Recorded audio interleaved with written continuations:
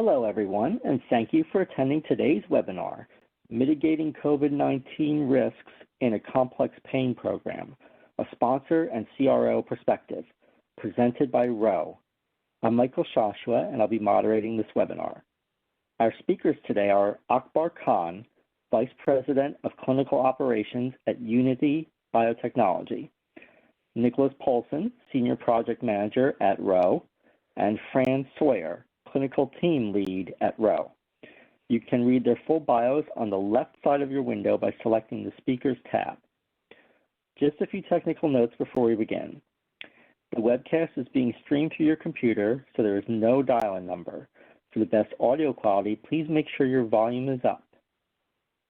This webinar is being recorded and will be available on demand within time permitting. We will follow the presentations with a Q&A session. Please submit your questions using the Questions and Answers tab on the left side of your screen. Okay, we're ready to begin. Nicholas, please go ahead. Thanks for the introduction. And I wanted to start by just outlining kind of what our goals are in talking to y'all today. We're going to start by outlining what the problem was. And I know a lot of us are familiar with the pandemic and COVID-19, but setting the stage with what our unique problem that Rho and Unity had to tackle with the studies that we were kind of undergoing when the pandemic hit. From there, we'll talk a little bit about what our solution was during that time and really adapting to just the shifting landscape of getting new information day to day and how we use that and more adaptive to implementing solutions into our studies at the time. And then we're going to wrap things up by talking about what the secret to the success was. And that's really what we hope to convey to our audience today is, what made the Unity and Rho relationship work in a way that allowed us to deal with such a unique situation in a kind of adaptable way and in a way that kind of strengthened our relationship with one another. So that's kind of our agenda and our goals for the day. And with that, I'll pass it off to Akbar, who can go deeper into the problem.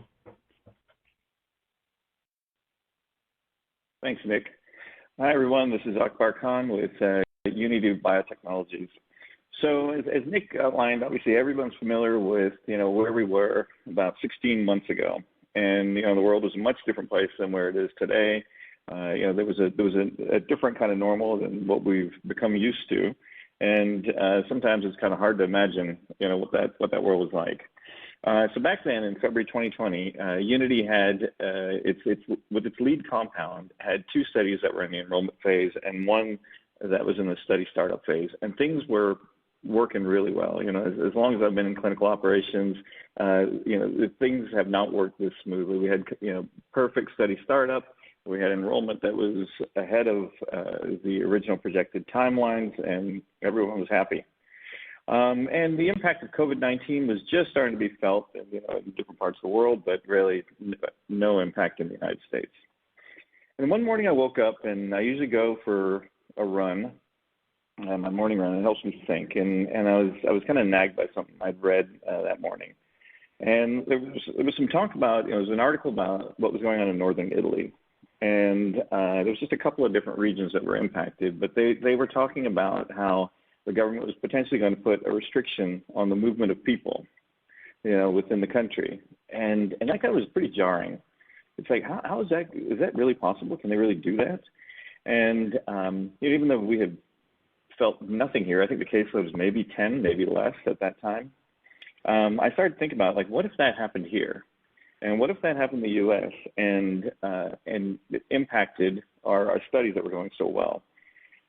So it started nagging me even further, and I started thinking that if we don't do something now, if we don't make a plan now, there is no way that we will be able to get ahead of this curve, because whatever's happening around the world seems to be happening faster than anyone can imagine. So I got back into the office when we used to go into the office later that day, and I had the team together, and I said, look, guys, let's clear our schedules. This was a clinical operations team.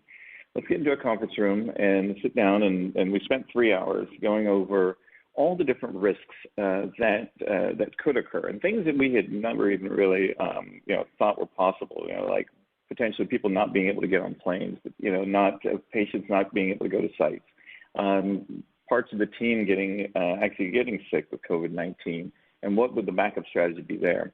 And so we outlined this, and we outlined about 60 different risks. And the whole goal was, how can we complete these studies and maintain the integrity and quality of the data so that we can meet the primary and secondary endpoints? We wanted to make sure that the data quality was not the reason why the study either met its primary endpoint or secondary endpoints or didn't. And so we wanted to ensure that we were able to deliver complete data sets. And this required, a lot of changes. This required a lot of thinking on our part on how we can pivot and come up with different strategies and mitigations for each of these risks that we had outlined. So then we as a team realized that for each of these, there were a number of different changes that would occur. We had to go through and potentially amend the protocol, make modifications to the ICF. There were budget impacts from the various different vendors, as well as at the site level. We had to come up with ways to monitor the patients remotely, be able to conduct some of the study assessments remotely, and so on and so forth. And each of these required thought and required changes in plans, and it required bringing everybody along on the journey. So the first group that we approached was our exec team. And we said, we outlined the plan, and we outlined all the different changes we needed to make and the potential budget impacts and sort of the risks, like if we didn't do this, what would, what could potentially happen. And they thought this was pretty early in the game to kind of start thinking about this, but we convinced them that if we didn't have the green light for everything now and up front, so that if something happened, we had the freedom to go and implement all the changes that we would need to make. We went through the discussion back and forth, and finally they gave us the approval, and that was a big step. The next step was getting our partner Rho on board, and this was very easy. We had a very strong collaborative relationship, which we still do, with Rho, and they saw exactly what we were trying to do, and they were on board. And with their help, we were able to bring the sites and the patients, also in the fold. Then about mid-March, everything changed, and we were, because of all the planning that we had started early, we were ready. And at that point, we started to have to implement the mitigation strategies quickly and efficiently. And it was really an amazing thing to see, because it seemed like it was so well oiled, but it really came from a place of starting to think about things early, starting to get ahead of the curve, and then bring everybody along on the journey. And so I think this part of the story of how we approached this was really important.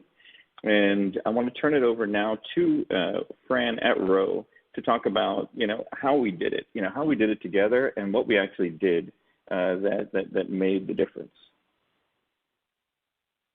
Thanks, Akbar.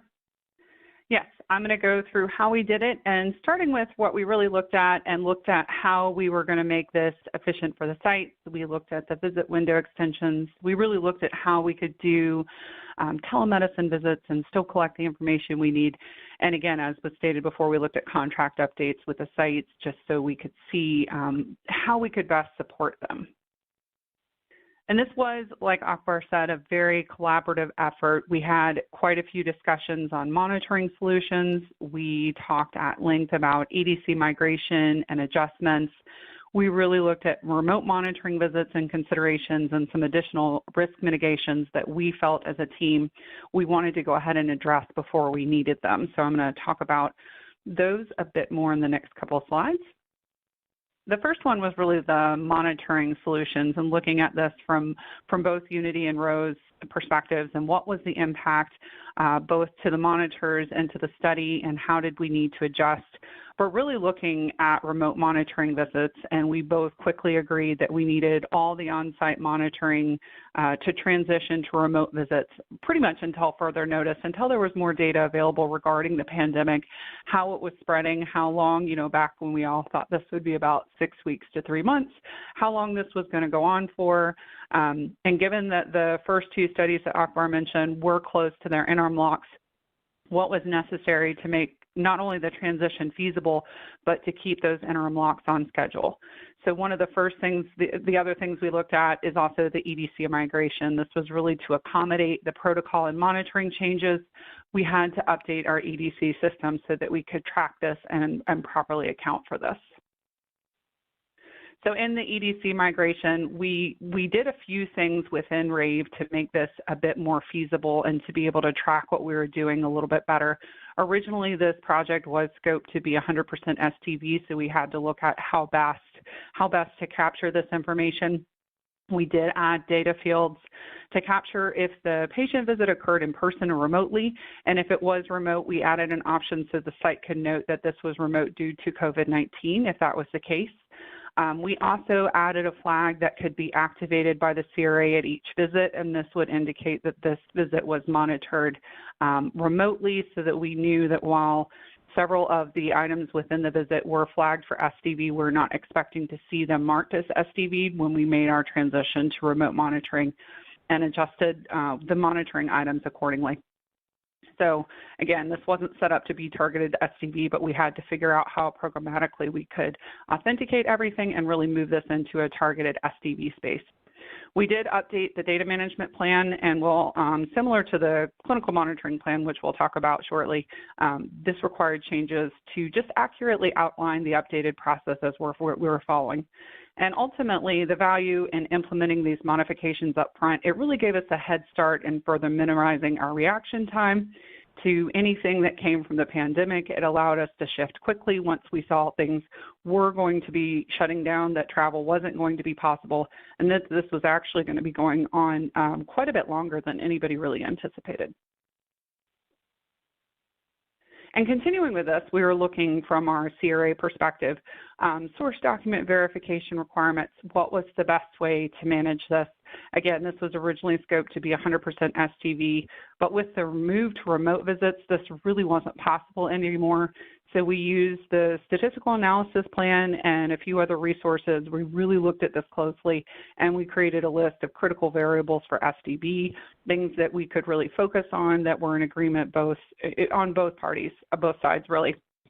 And then the other part of this is always going to be the source document review and what are we reviewing to get to SDV. So really within this, we looked from the operations team to determine what source documents we would need to SDV the critical variables that we identified. We mapped out the list of documents we would really need the sites to provide. And then we also had to facilitate the remote monitoring so that the sites could upload this, but also reducing the burden on the sites, understanding that this was a huge shift for them as well in a short period of time. And then following that, what we did is we also updated the clinical monitoring plan, and really looking here to update and outline the expectations for the on-site monitoring, really revising what we had already been discussing in our collaborative meetings as far as updates, how we were going to remote monitor, what documents we were going to use, like I said before. We also outlined some specific questions to assist the CRAs in identifying items remotely that they would normally see when they're on site, such as changes in staff, facilities, supplies, etc. And we also worked with them on annotations for reports so that we could help guide those questions as well. The other item that we updated would be the protocol deviation plan, and really here this also added another protocol deviation category within our CTMS system, and that was to capture anything that occurred due to COVID-19. So I will turn it over to Nick, and he can tell you a little bit more about the additional risk mitigations we worked on. Thanks, Fran.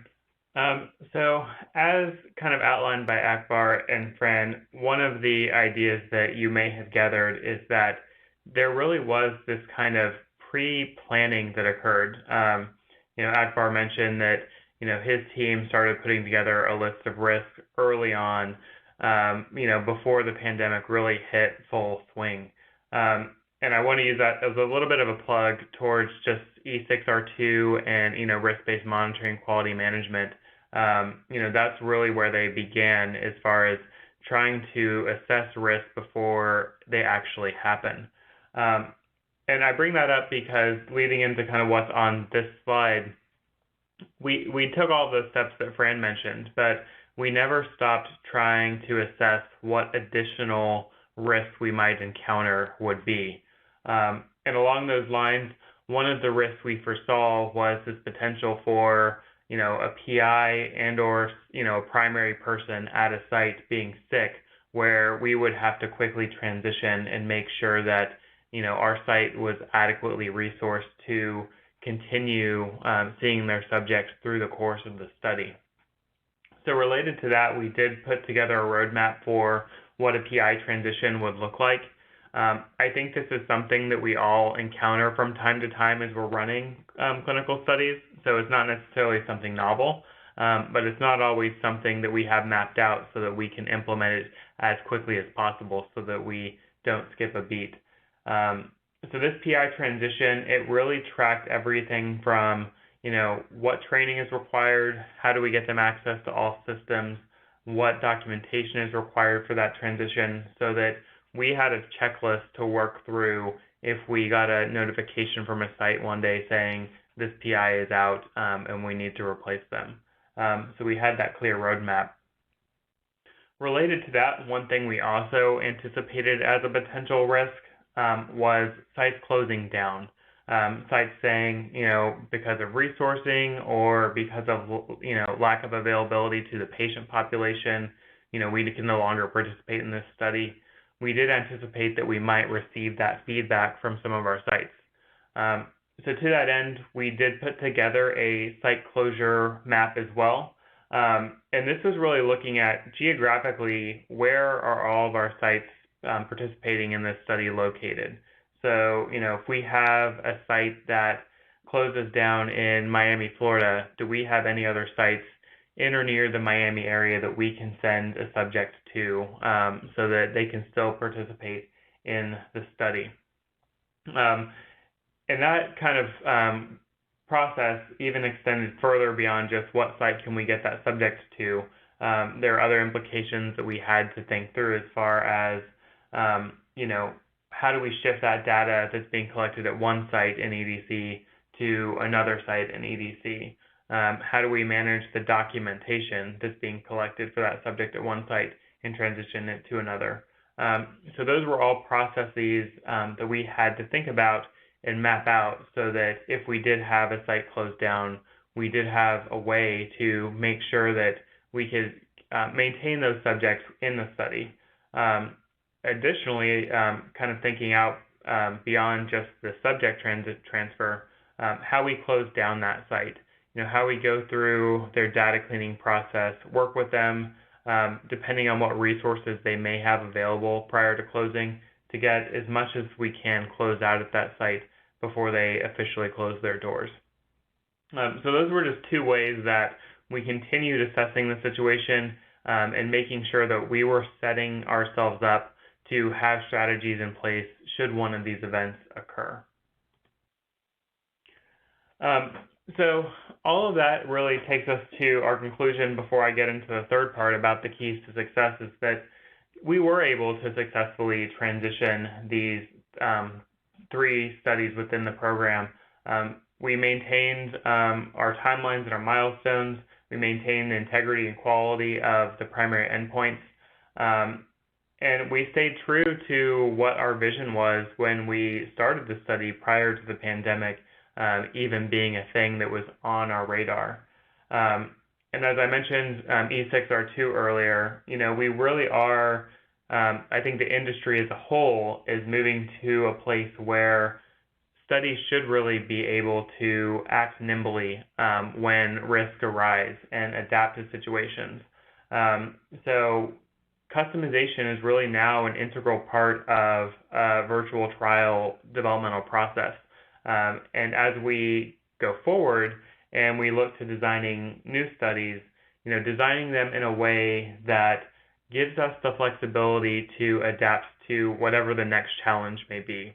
Knock on wood, hopefully, we're kind of seeing ourselves out of this pandemic. But there's going to be a challenge in the future that we're going to have to tackle, and setting ourselves and our studies and our protocols up to adapt to whatever that challenge may be. And I'll use this last point to just segue us into the last part of the webinar today. All of this was possible through the partnership between Rho and Unity. It was our relationship and our ability to work well with one another that did allow us to kind of adapt quickly. So with that, I'll go to kind of our last section, which is our keys to success. And I'll kick it off, but I will invite Fran and Akbar to chime in as well to talk about what made this work. And we've mentioned the word partnership a lot. I think all three of us have mentioned it at some point or another. And I will say that that is the starting point. Oftentimes, sponsor and CRO relationships don't come at it from a partner perspective.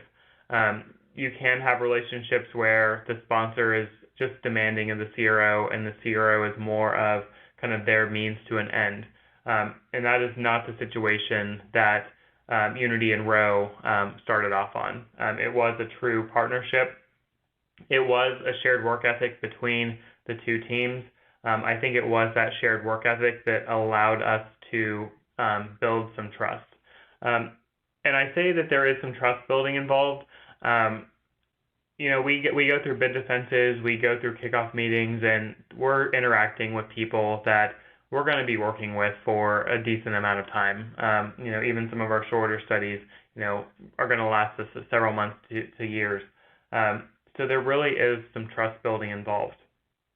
Rho and Unity had the fortunate ability to have some face-to-face meetings. I know that's challenging now. I hope that we get back to the place where we can have face-to-face meetings.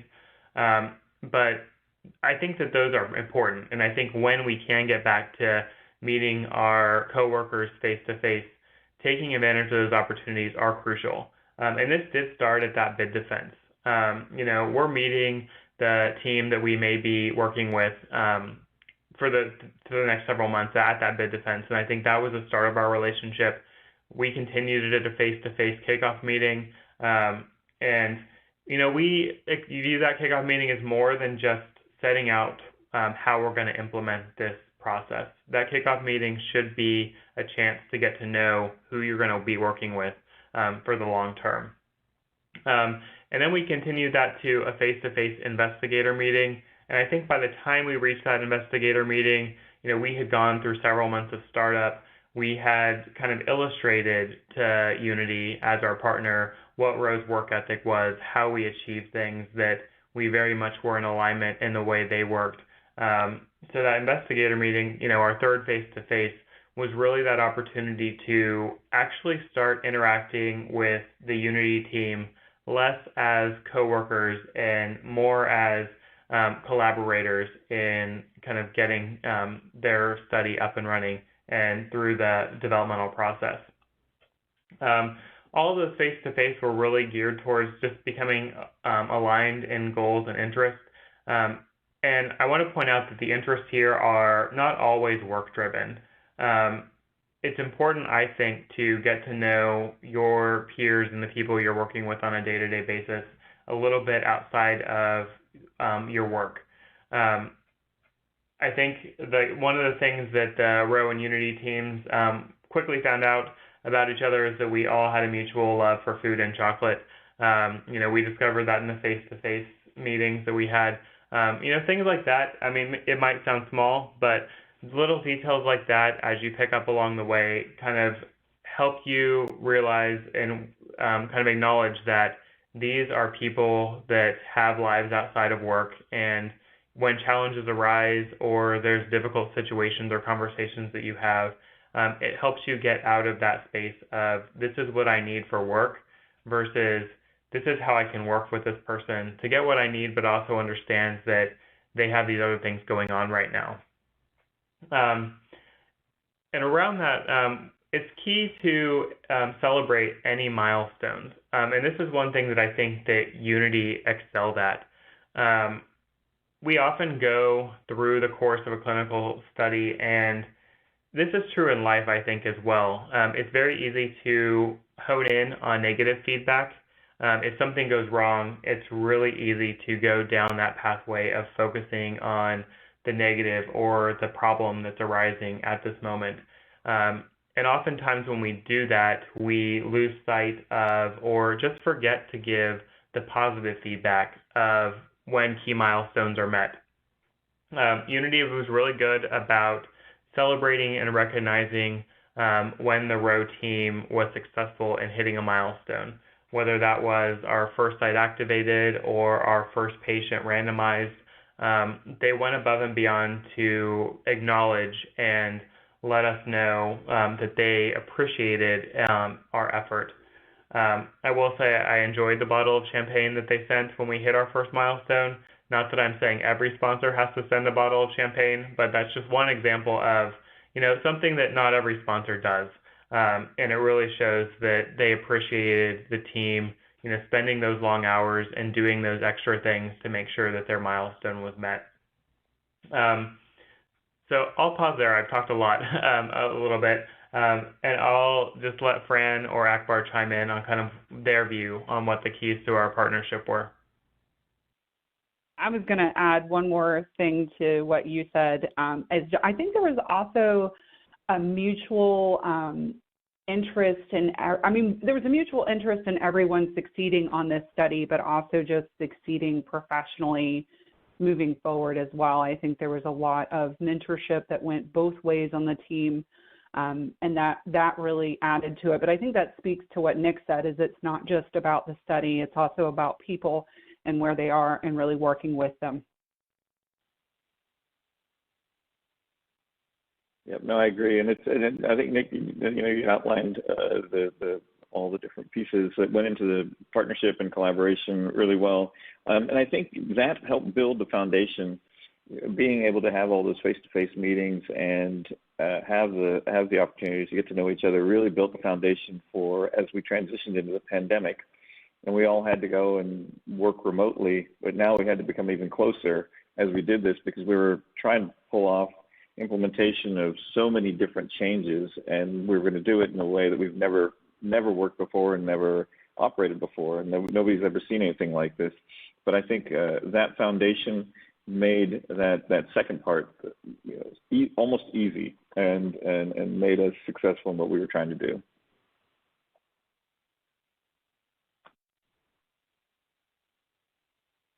But the champagne certainly didn't hurt. Okay. So I guess, everybody, let's move on to our Q&A now then. And there is still time to submit your questions using the Q&A tab on the left side of your screen. We've got some questions, great questions already, and we'll try to get to as many as possible here.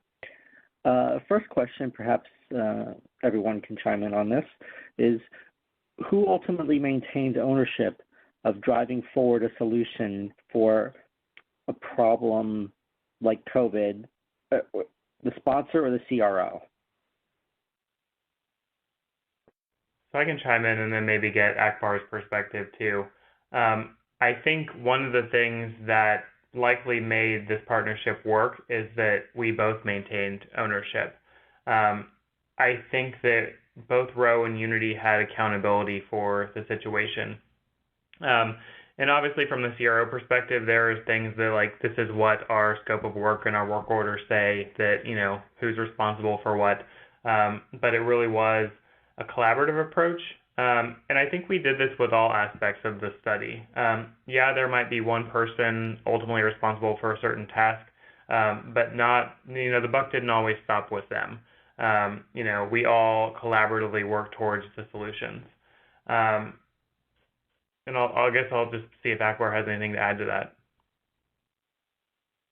Thanks, Nick. I would agree with that. And it's if either side actually owns it and tries to force those changes on on the other, I don't think it works, right? It doesn't work well. So we really had to see eye to eye. We made compromises, on both sides on what we thought would be the best path forward. And once we aligned, it was easy. It was easy to move forward in the same direction.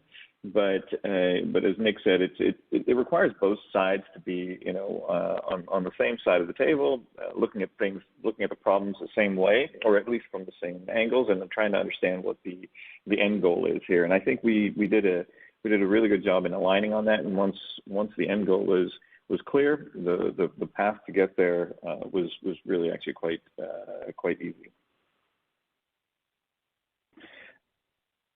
Thank you. Our next question here, I think this is probably meant for you, Akbar.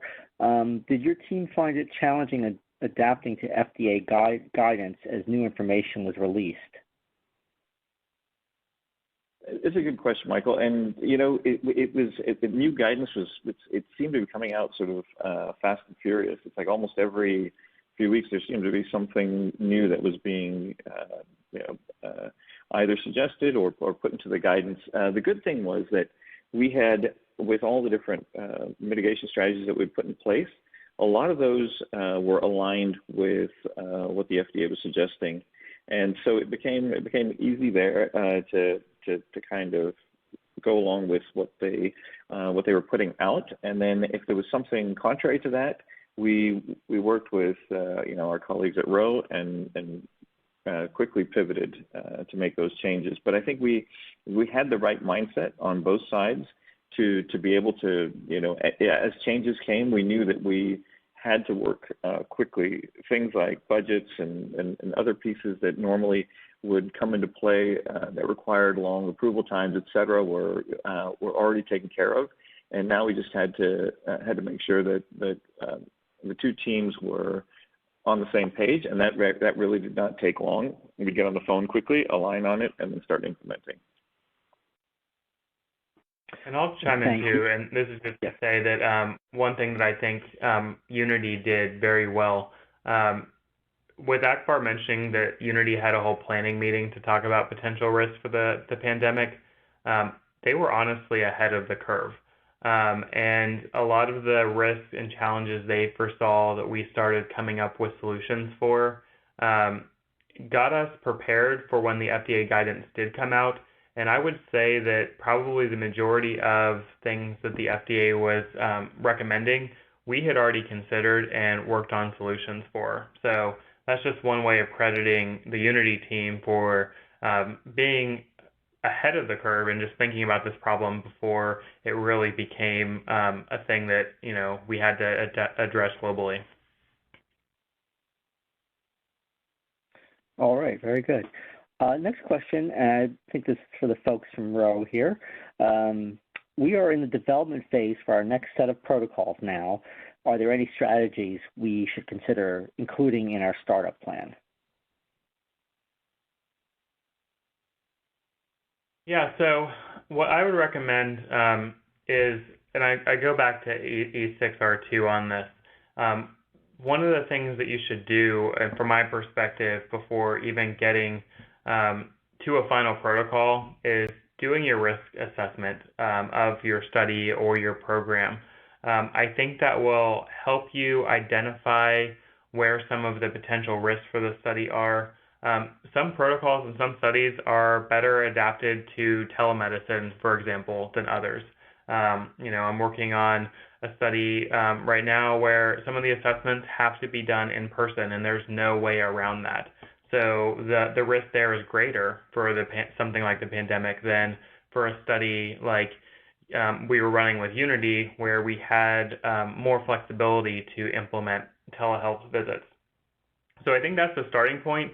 Do that risk assessment up front so that when you're writing your protocol, you can write it in a way that gives your sites options or gives your study team options if they need to implement them later. For a study like Unity, we would have potentially added, or at least considered adding, the ability to do telehealth visits from the get-go.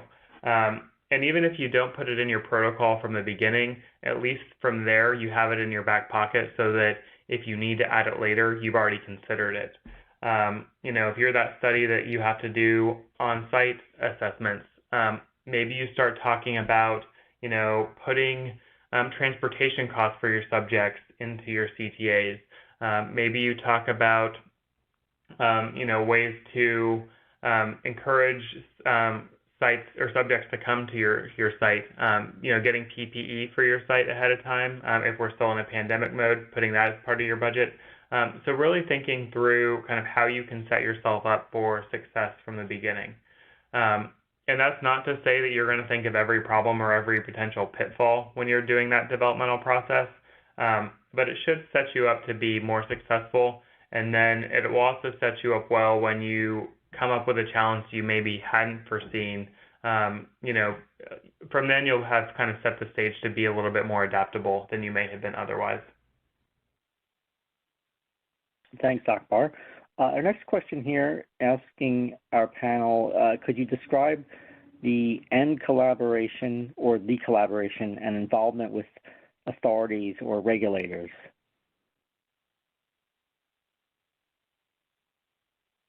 Yes, this is Akbar. I think we probably maybe we could have both Unity and Rho talk a little bit about this.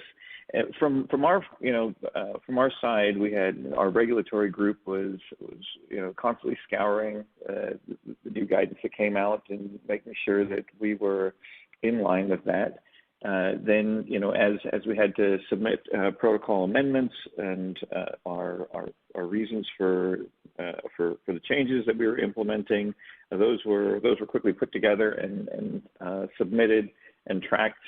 Since the study was conducted only in the U.S., I think we probably had a simpler path with not having to make and navigate changes through multiple regions and multiple regulatory authorities. But our regulatory group took a very proactive approach to making sure that we stayed within the guidance, the guidelines, and the overall regulations. I don't know if Fran or Nick, you've got anything to add from the Rho side. I'd say that two things, I guess. One is that we were in contact with Rho QA often, just to ensure that the changes we were making, as Akbar mentioned, were in line with regulations. The other authority that I want to mention here in this particular instance would be the CDC. We were constantly becoming aware or taking in what the current CDC guidelines were. In particular, I think this was related to our CRAs and traveling. And I will say that was one of the hardest things that we had to tackle along the way.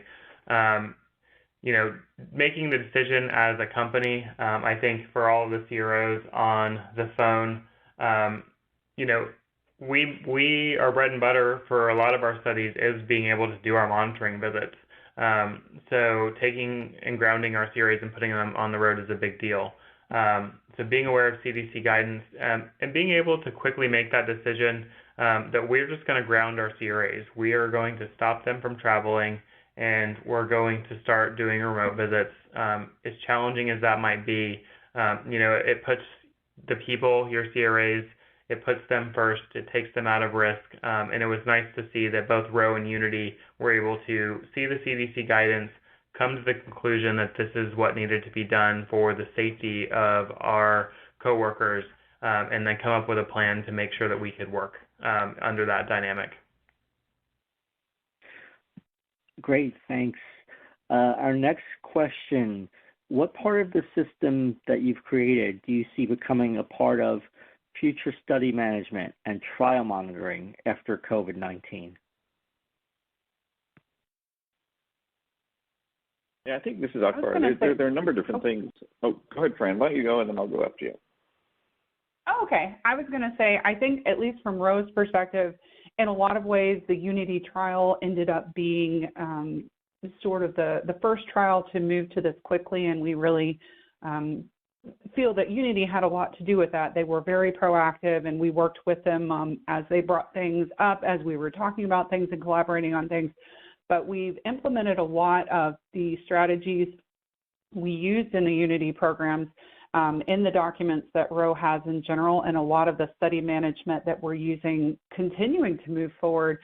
Everything from how we ask questions to the site to address the current impacts or the potential impacts in the future for studies, through to how we're writing a lot of our plans, how we're adding risk language. I think there's a lot of things that were piloted in this program that are now part of our base plan language throughout the company.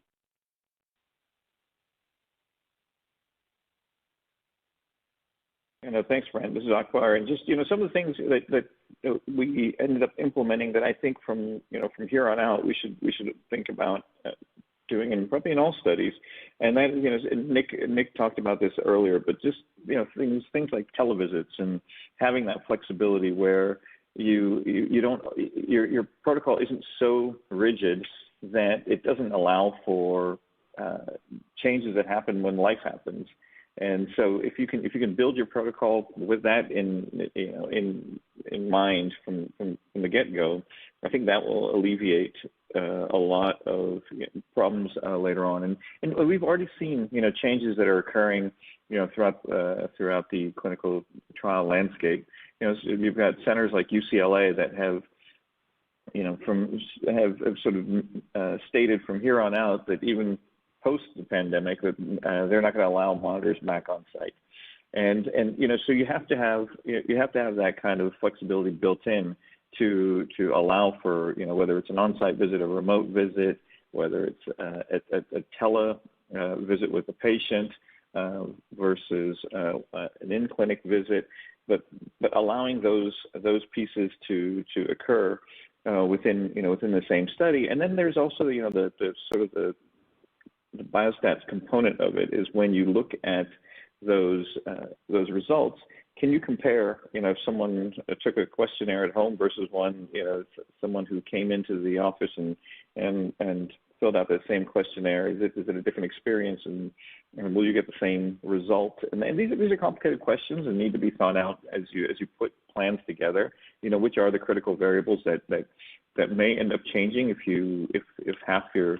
patient population does conduct the assessment one way and the other half does the other way. But if you can think of all those things up front, it'll make the overall conduct of the study easier. Thank you. Our next question will be our final question.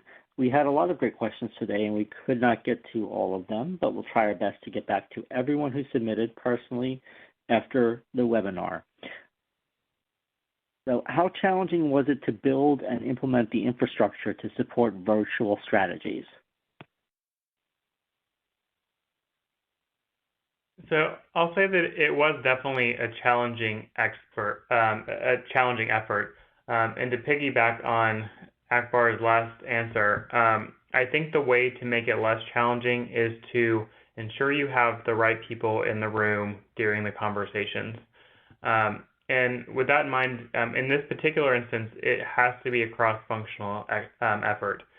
You do need all of your functional leads in the room so that you're thinking about it holistically. What may work for the operations group may not work for DM. And I think that was one of our keys to success here, is that we had everyone represented and everyone kind of contributing to the problem with solutions and creativity, and making sure that everyone is able to participate in that discussion. That's what's going to make it less challenging. And it also makes it easier that even if there is a solution that's not necessarily easy to implement, I think one of our challenging solutions was, we were going from 100% SDV to targeted SDV. That was kind of a difficult transition to make. But the fact that all of us contributed and had voices in what the solution was, ultimately made undertaking that challenging implementation easier, because we all kind of knew that we discussed this this is the best solution, even though it is difficult, and it makes it easier to do that work, knowing that, you had a really thorough discussion on it and knew that this was ultimately the best way, regardless of how difficult it may be. All right. Does anyone else have any thoughts on that one? Okay. I think we do have time to squeeze in one more question that we have here, and that is, post-COVID-19, has the way we approach designing and executing trials changed for future state, or will we revert progressively back to pre-COVID-19? What are the key new changes as a result? I could read that back again if it's involved here. It makes sense. The question makes sense, Michael. And this is Akbar again. I think that, I don't think, from my perspective, I don't think clinical studies are going to be conducted the same again. And there was a lot of push that was being put forward to have many of these changes put in place, like remote monitoring and other televisits and being able to have patients conduct assessments in a number of different locations, not only at the clinical sites. And these kind of flexibilities were talked about, but not really. There wasn't really a big push to kind of implement them. Even having kind of remote assessment, vans and vehicles built so that you could actually have mobile clinics. All of this came out of the need, to do so because of the pandemic. But now that it's occurred, and now that regulatory agencies have also become more flexible, and they realize that this sometimes this is going to be necessary. I think that from here on out things will change, and they won't go back to what we used to know as normal. Yeah, I agree. I think that I have the same take there. I think that a lot of the changes that we're seeing now were things that 16 months ago were things that we were talking about, but because change is hard, we hadn't necessarily went full throttle into implementing them. And I really think that, if we wanted to think of one positive thing that maybe came out of the pandemic, is that it did kind of thrust us into doing what needed to be done to make clinical trials more efficient. All right. Very good. Well, I want to thank you, and I want to thank our audience for attending this Fierce Biotech webinar and submitting so many great questions. I'd like to thank our speakers for participating and Rho for presenting today's webinar. This webinar has been recorded. You'll be able to access the recording within 24 hours using the same audience link that was sent to you earlier. Thank you again for joining us, and we look forward to seeing you at future events.